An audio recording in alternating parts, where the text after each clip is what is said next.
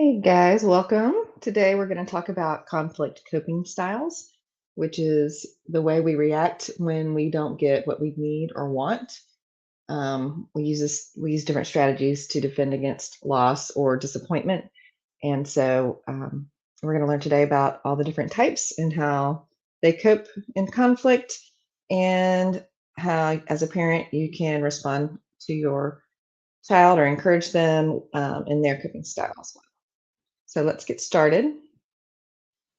And these styles are categorized, like I said, by the typical responses to conflict and stress. And each style has different unique strengths and challenges.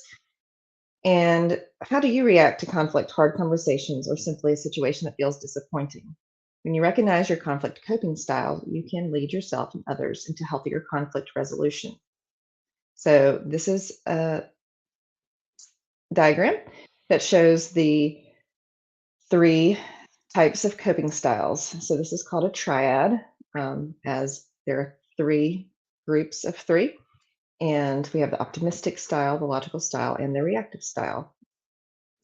So we're going to look at the reactive style first, and this includes type 4, 6, and 8.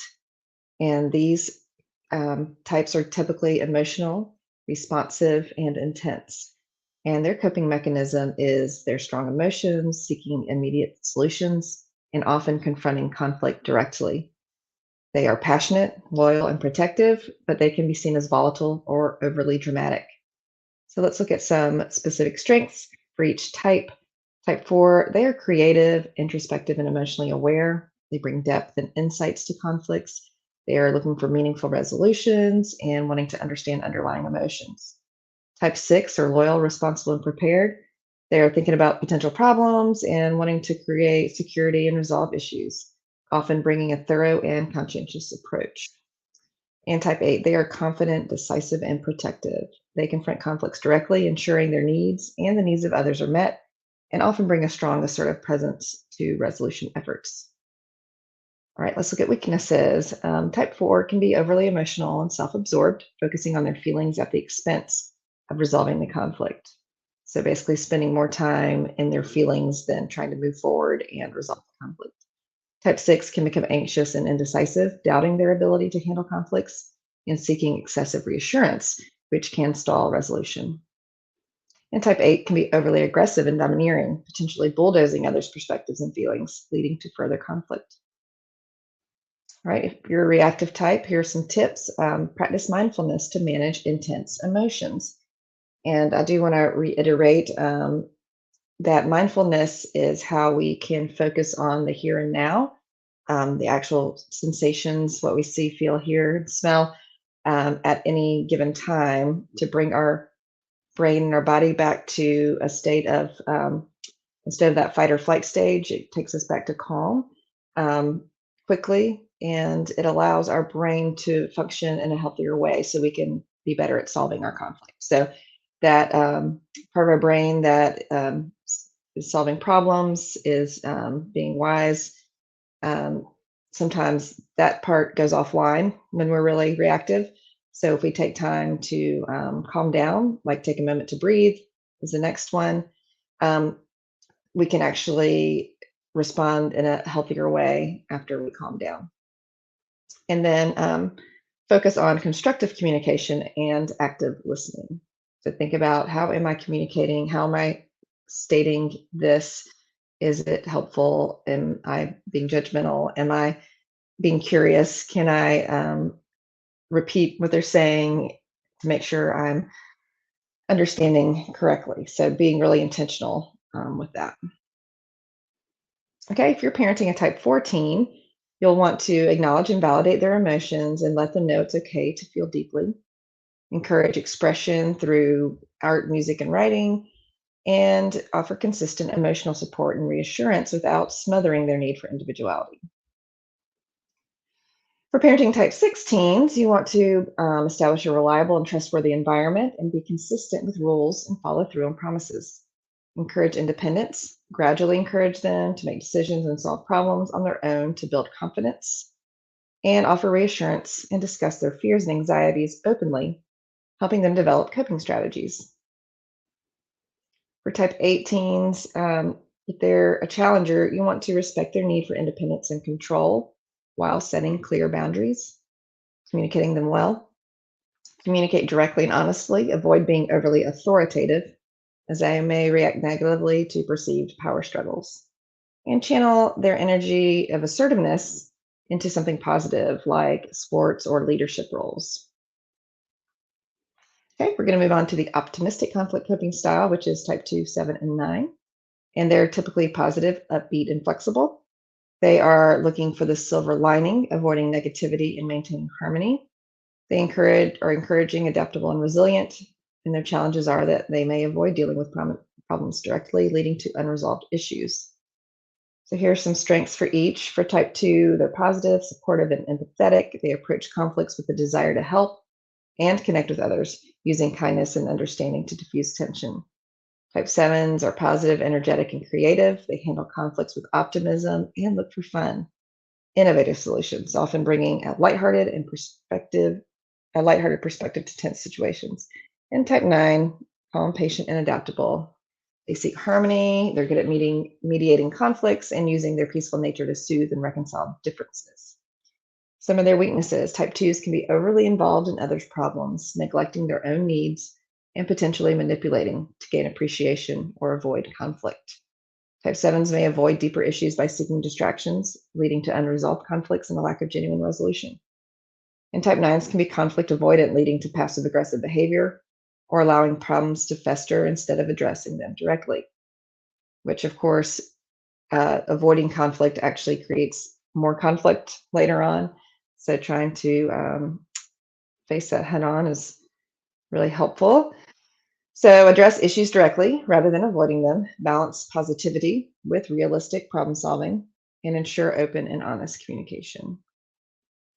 Sometimes that positivity feels like you're not in tune with someone else's emotions. If they're feeling upset or negative, there's also that attunement we want to have with them instead of always trying to change everything to the positive.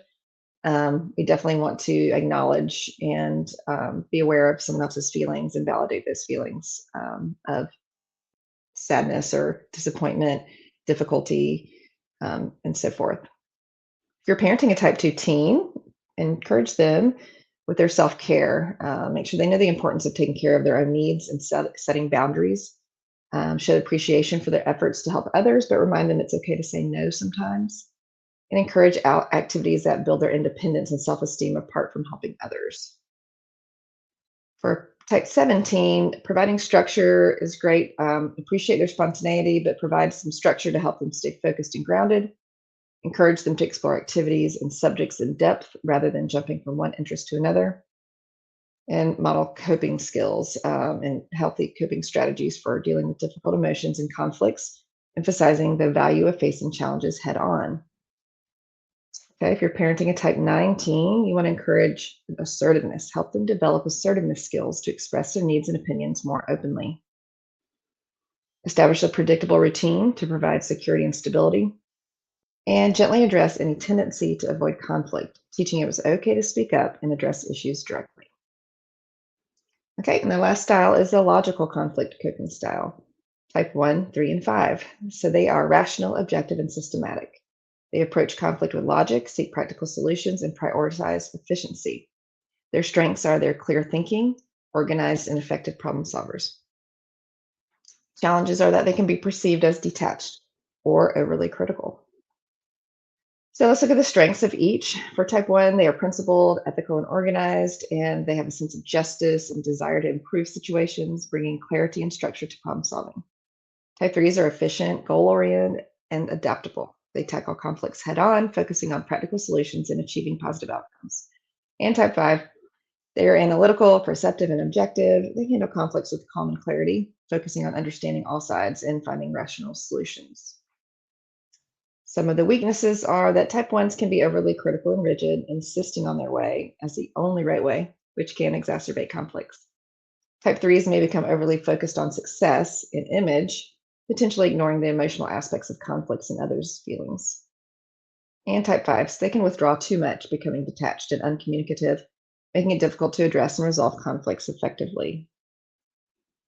Okay, so some practical tips. Incorporate empathy and emotional understanding into conflict resolution.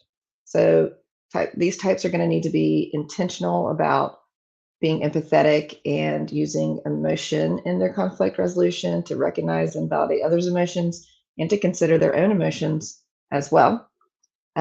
Recognize and validate others' feelings, as I just kind of mentioned, and then balance logic with compassion in your interactions. So basically, just be really intentional with those emotions, others' emotions, and your own.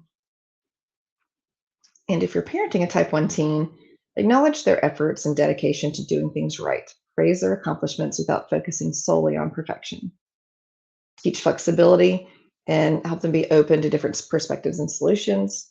And balance your constructive criticism with positive reinforcement to help them manage your inner critic. That criticism is a tough one for type 1, so always be really gentle with your criticism.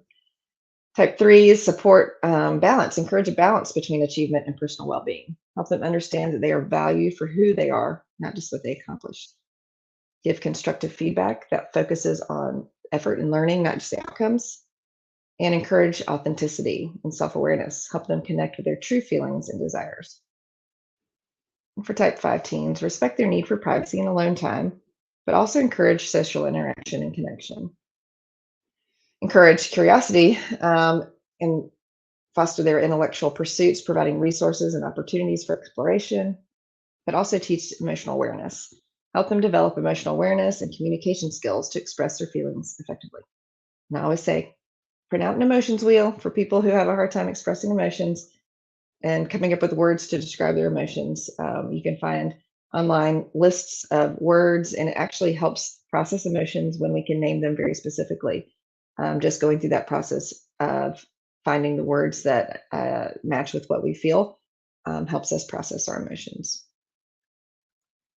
All right, so let's summarize real quick the three some parenting tips for the three types. For reactive teens, validate and acknowledge emotions, provide consistent support, and encourage independence and assertiveness. Okay, that's those 4, 5s, and 6s. Optimistic teens, you're going to want to encourage self care and depth, provide structure while appreciating spontaneity, and model healthy coping strategies. Those 2, 7s, and 9s.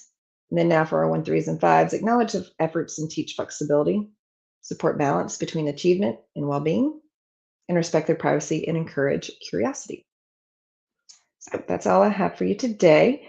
As always, if you have any questions, please leave them you can comment under this video or send me a message, and I'm happy to respond. Thank you.